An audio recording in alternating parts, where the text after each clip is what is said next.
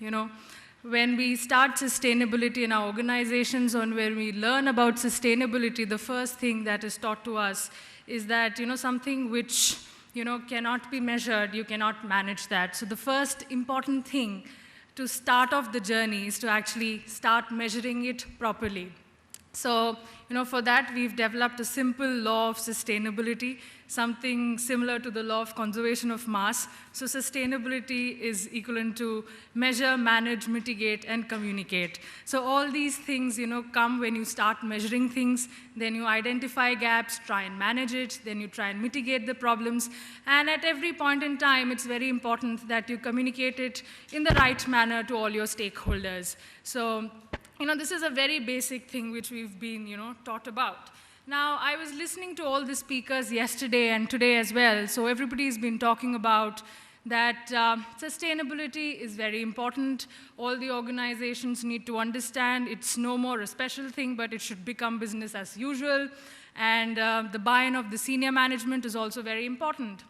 So all said and done, all the corporates, say for example, now understand, yes, it's a business case, we are going to start sustainability, we are going to start doing initiatives, the senior management's buy-in is there, the CEO is fine. So we've got all approval now, and now comes a sustainability professional in the organization, or somebody has been, assigned a task that, you need to drive sustainability in the organization, you plan out the roadmap, you decide what needs to be done, present it as a case, and we'll go ahead with it. So what happens to that sustainability professional or the person who's driving sustainability in an organization? So what happens when he actually starts noting down things, what is happening, where should I begin, what should I do? Because as you all know, organizations do a lot of things. It's just that, it's hard to bring it under one umbrella and derive value out of it. So basically, this is the kind of picture which comes in front of any sustainability professional or a person who starts, looking at developing an action plan for, initiatives in his or her organization. So you see it's a very tough network, a very complex network. You have various departments in the organization. You have, various geographies in which the organization operate. You have different systems already existing within the organization for managing your procurement, managing your finances, as well as you've been doing initiatives, you are doing your energy mapping, you're doing your carbon footprint, you're managing your supply chain.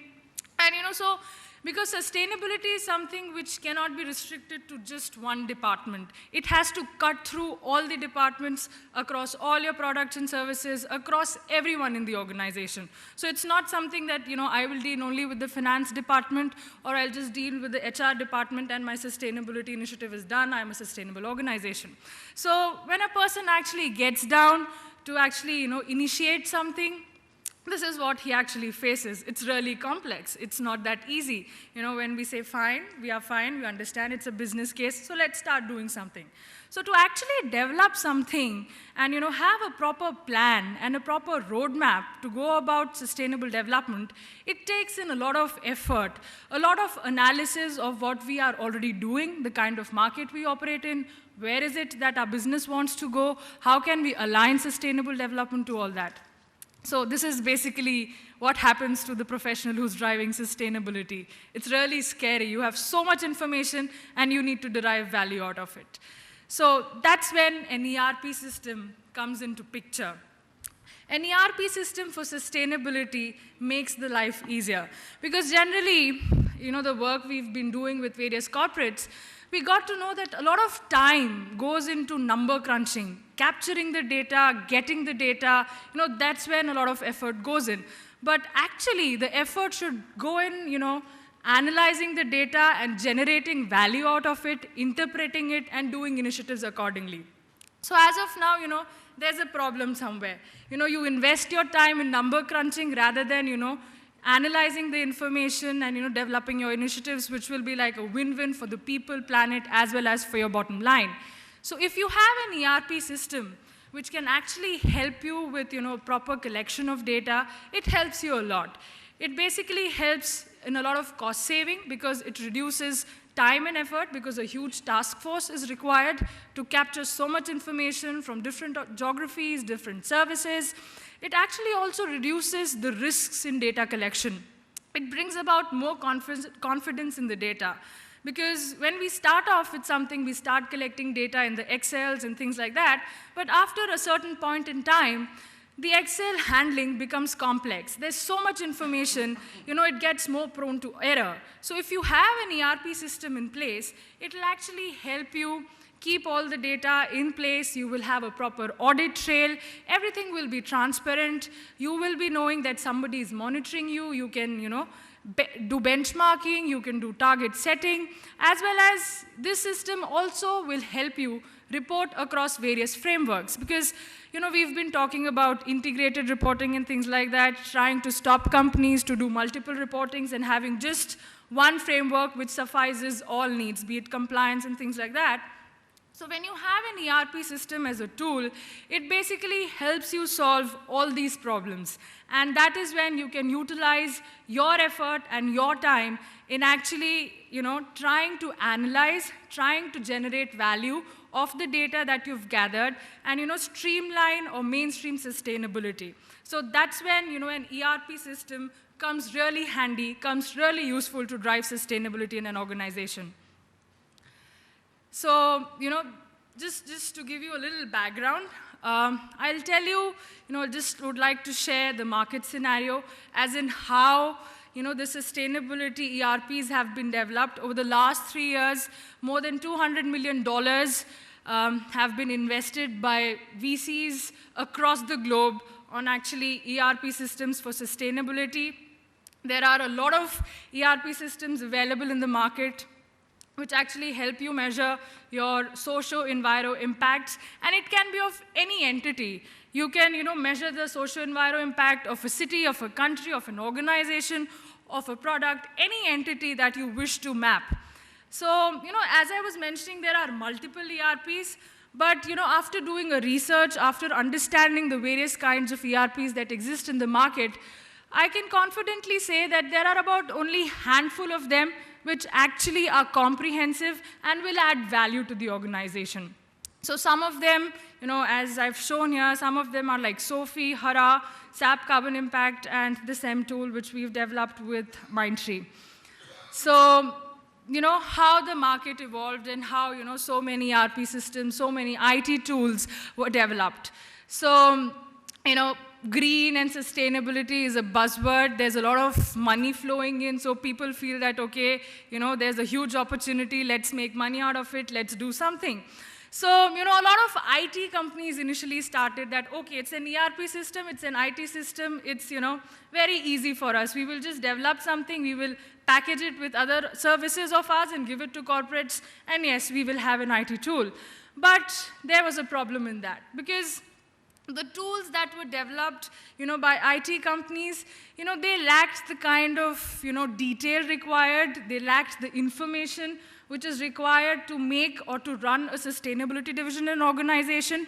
And, those tools had a lot of flowery features, but it was not able to generate the required value which is required to actually, come up with decisions, take strategic moves to drive sustainability in an organization.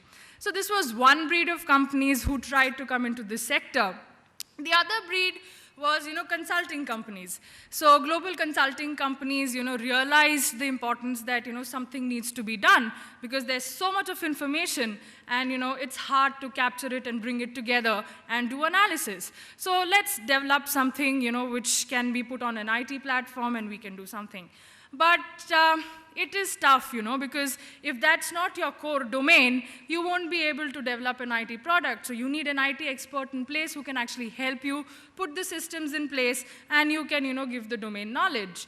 So that's when, hybrid companies, who were able to bring in both the expertise together were actually able to develop tools which were really adding value to the organizations, could capture relevant information, could provide the necessary logics which are required to measure, monitor, and map your sustainability performance.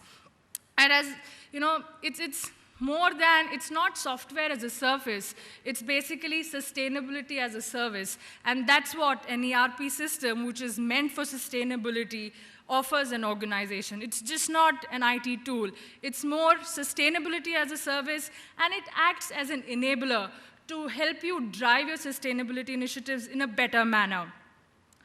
So, what's in the ERP? What does the ERP do? How does it help you? So an ERP, is a pool of things. It has a lot of things that you can make use of.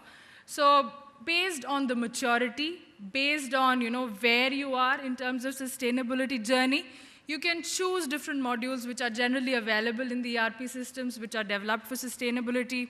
So if you are interested to look at your carbon footprint numbers, you can probably look at carbon at an organization level, at a product level. You can respond to CDP. If you're interested in your energy, you can actually look at various energy certifications, so you can generate reports which are compliant to the various certifications which are there. It also helps you comply to the various compliances required for the green infrastructure or green buildings, water, employee and customer engagement, vendor engagement. You can also generate sustainability reports, a crude format of that, all the information and the relevant charts that are required for sustainability reporting, as well as you can actually closely monitor and manage what's happening within the organization. Because these systems provide customized dashboards for different levels in the organization. So a CEO will have a different dashboard. He and she can see what's happening at different locations and what's happening at his organization overall, whereas an operational person can see what's happening in his own unit, and he can try and benchmark himself with the other operating units and see how they can reduce it. So a healthy competition can also be created in this manner. It also helps you set up targets, do benchmarking with your peers, and also helps you forecast things and take strategic decisions. So that is what an ERP system for sustainability can actually do for an organization. And as we grow on our sustainability journey, it becomes very essential that we take help of such systems so that we can dwell more on strategic decisions, on trying to generate value, trying to generate information and initiatives that we've derived from the initiatives that we've been doing from the starting of our journey. So this is on basically on how a sustainability ERP would help. Now I'd like to quickly take you through the tool that we have developed with Mindtree, which is a global IT firm. So we are the domain partners and Mindtree is the IT partner. Our tool is available both for on-premise if you don't want to put it on cloud, but obviously the cloud system becomes more cheaper.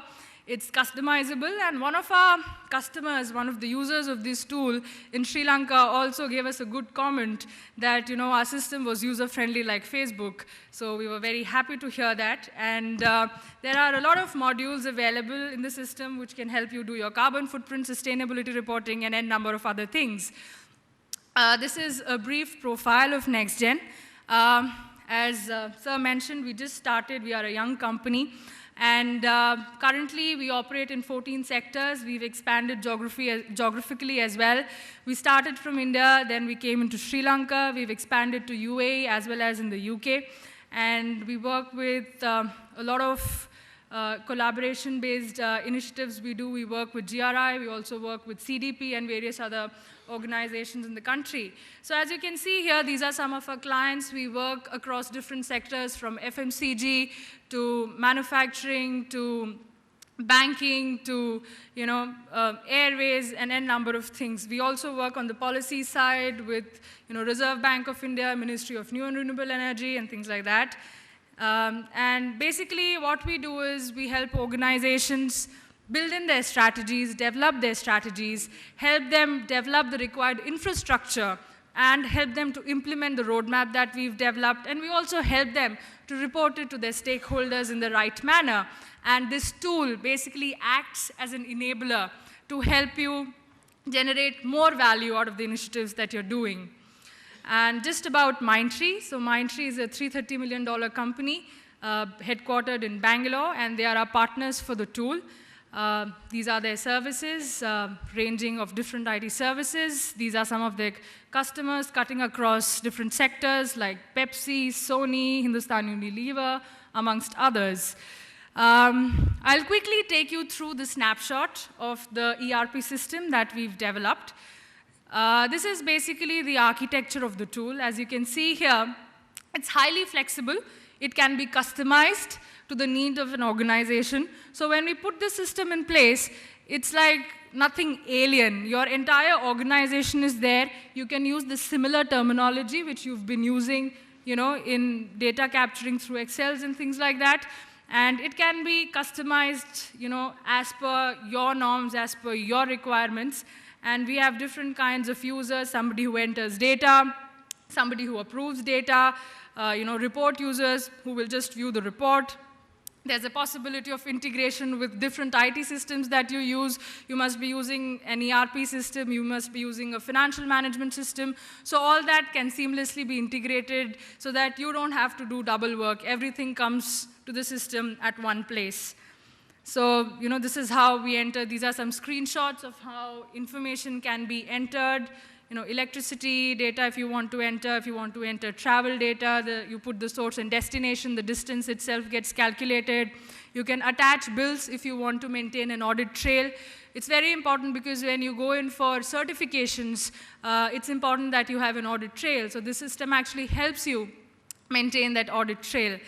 And quickly, I'd like to take you through some of the snapshots of the reports that are generated.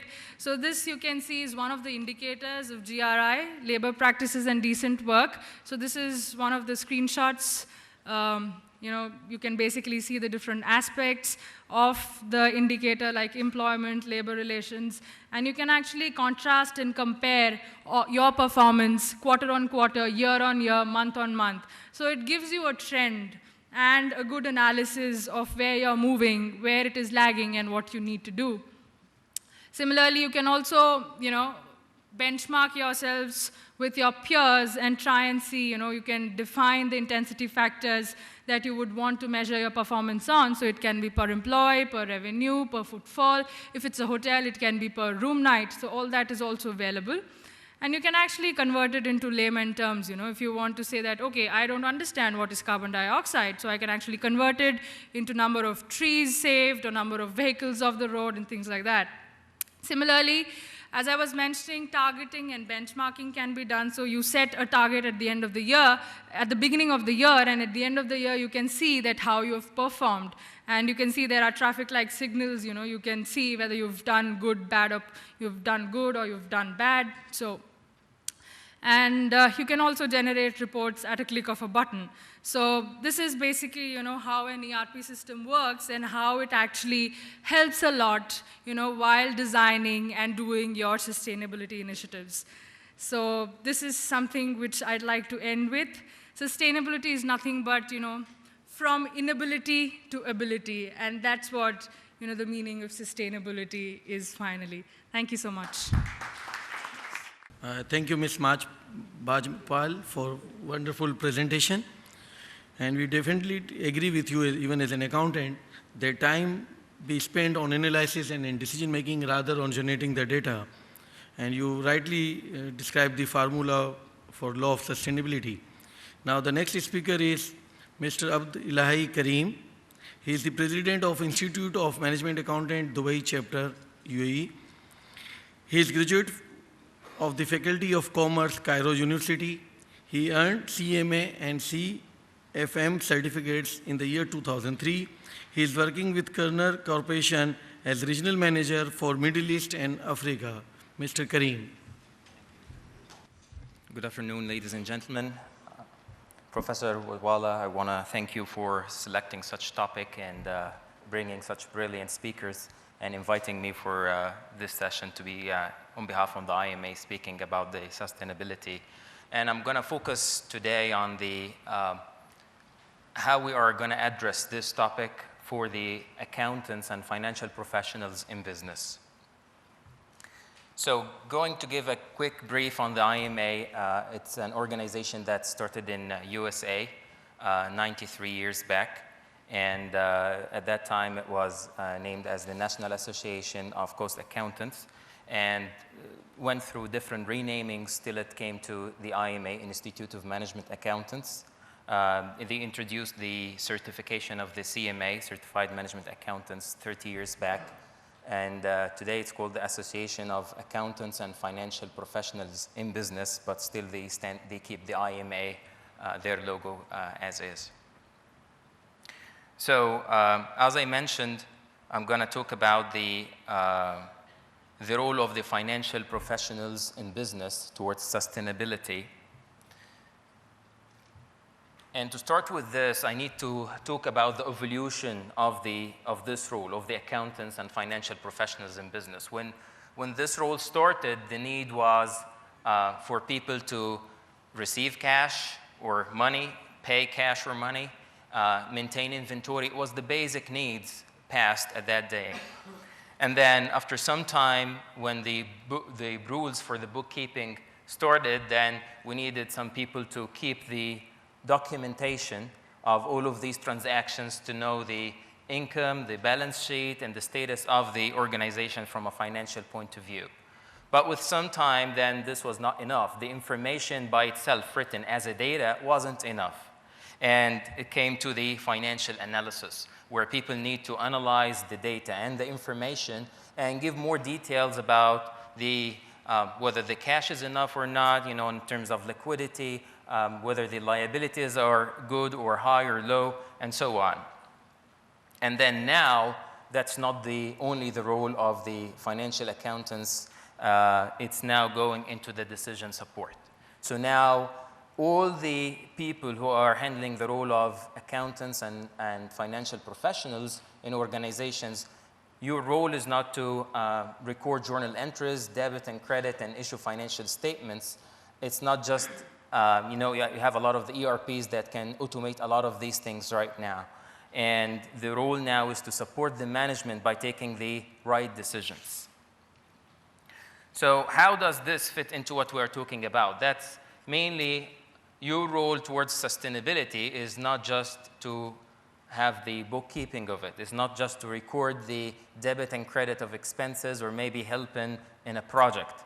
You need to start driving these initiatives. One of the things that should be done for a lot of the accounting bodies and finance bodies is something like this event. This is an event that is here to develop and to encourage everybody from our profession to go to their organizations and start to drive all of those initiatives going forward. We have in the IMA, as well as a president of the IMA Dubai chapter, we had a similar event about corporate responsibility that was done last year. And it had a lot of successful recipients. There was the majority of the people, I would say the super majority of the people, when they were coming to the corporate responsibility, all what they were thinking of was charitable activities, charity actions and giving donations by corporates. But when they went through the day and they understood the topic of corporate responsibility, they came with totally different perspective on how to deal with that.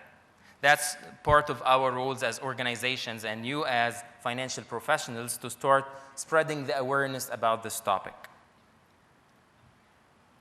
So I'm going to change a little bit on the way how things were going so far. So everybody since yesterday was focusing on the environment and being the sole purpose of all of this. And I'm sure that's definitely the majority of it. That's the main driver. However, with many of the organizations having financial troubles in this economic situation, when you talk about saving the environment, having such initiatives, it's not on their list of priorities, unfortunately. They are facing a lot of troubles in getting even a profit. I'm not saying good profit, but even reaching into a profit situation is a trouble for them. So it's not just for environment. There are definitely a lot of other things that should drive such initiatives. That would include client satisfaction. We have seen a lot of examples for the client need of going through this direction. We have been seeing today, Ranga was talking about how they put the label of using the cotton, natural cotton or organic cotton in their products, and how this is getting a lot of clients to respect and appreciate what they are doing. So the client satisfaction is very important. It's one of the things that would drive such initiatives. We should know as well that there should be an innovation leadership. I've recently heard about a company, and if I'm not mistaken, I think it's Toshiba, which is doing right now, starting a new product of printers, which uses the same paper which was printed before to erase the print and print on the same one again. It's a new direction. It's a new way of thinking for innovation. Such companies are putting themselves into a totally different criteria. They are leaders now. And you will see down the roads that those leaders are going to be having definitely bigger market shares in the future, and they will have much more interest and loyalty from their clients. Organization image. The same way we see the negative image from some companies. I think the majority of you remember when Nike was using the children labor. And at that time, it wasn't illegal. In this country, it wasn't illegal. And it wasn't unethical. But for the rest of the world, it was.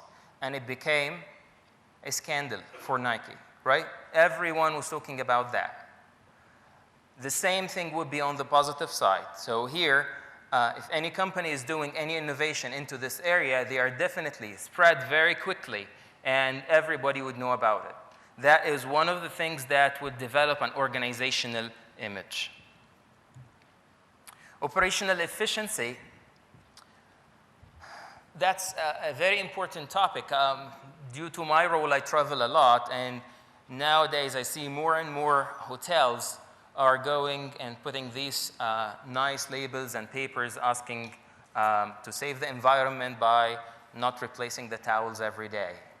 If you want to replace the towel, just put it on the bathtub. We're going to replace, like, same thing for the bed linens. You know, we're not going to wash it or remove it every day. If you want, just leave a label for that. That is part of the operational efficiencies. Don't say that this is not saving money. Definitely it is. And it could be one of the drivers why organizations would start taking such initiatives. If your company or your organization is not really into the environment concept, or is not seeing it as one of the priorities, it's not on their list, then start putting some of those ideas that there are other reasons other than environment. It's a good reason, but there are others as well. Employees' morals. I've seen a lot of organizations where their employees start to receive such initiatives very well. It increases the loyalty of the employee to stay longer with the company. And this is saving them money.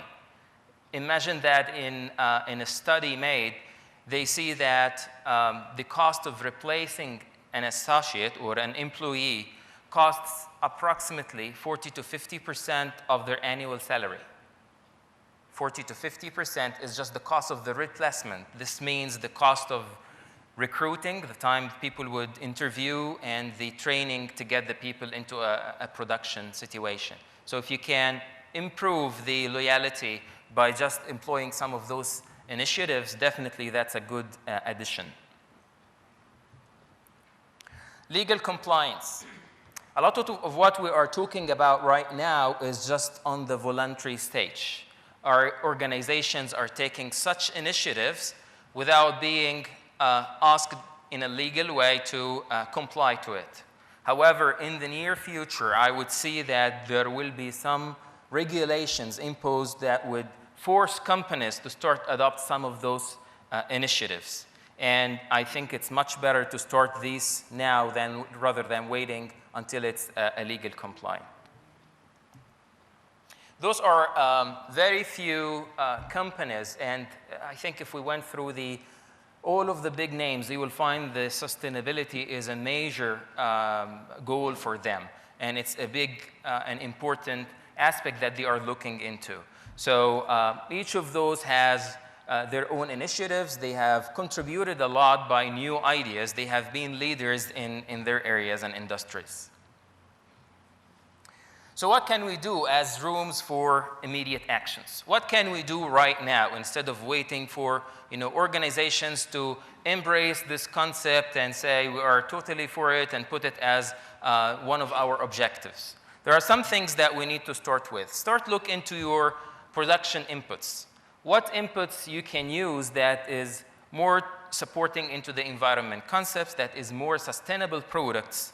And that would definitely help your suppliers in taking their own initiatives. If this is one of the criteria you are evaluating your inputs, definitely is going to affect your suppliers. Consumables.